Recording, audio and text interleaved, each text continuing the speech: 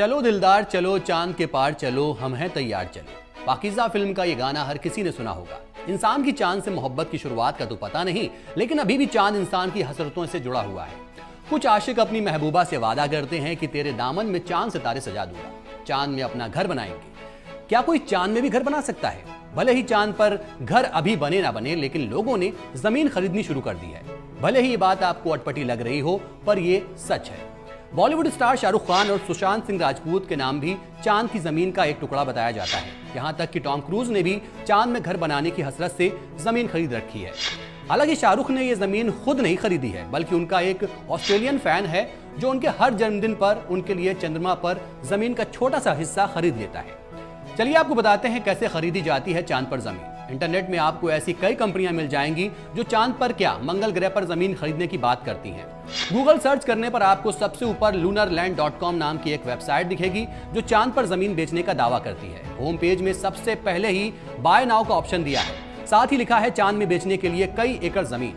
Website में ही बताया गया है कि कई तरह की जमीन आपके लिए उपलब्ध है, सस्ती से लेकर महंगी तक। जमीन की पूरी डिटेल्स और कीमत भी यहीं दी गई है। जमीन बेचने के लिए यह साइट आकर्षक ऑफर भी दे रही है। हालांकि इस तरह की साइटों पर कतई भरोसा नहीं किया जा सकता। इस तरह की साइट कई लोगों के साथ धोखा भी कर चुकी हैं। लेकिन जमीन खरीदने के लिए मोटी रकम फंसाने से पहले ये जान लीजिए कि क्या वाकई ऐसा हो सकता है।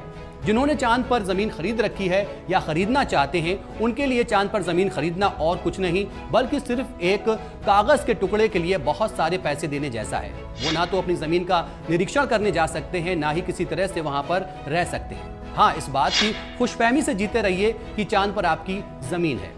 चलिए आपको बताते हैं कि क्यों नहीं खरीद सकते चांद पर जमीन।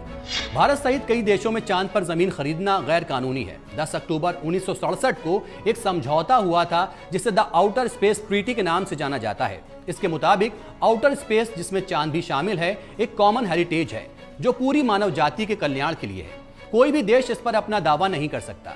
कॉमन हेरिटेज से मतलब होता है कोई भी निजी इस्तेमाल के लिए इसका उपयोग नहीं कर सकता। इस समझौते में 104 देशों ने हस्ताक्षर किए हैं, जिसमें भारत भी शामिल है।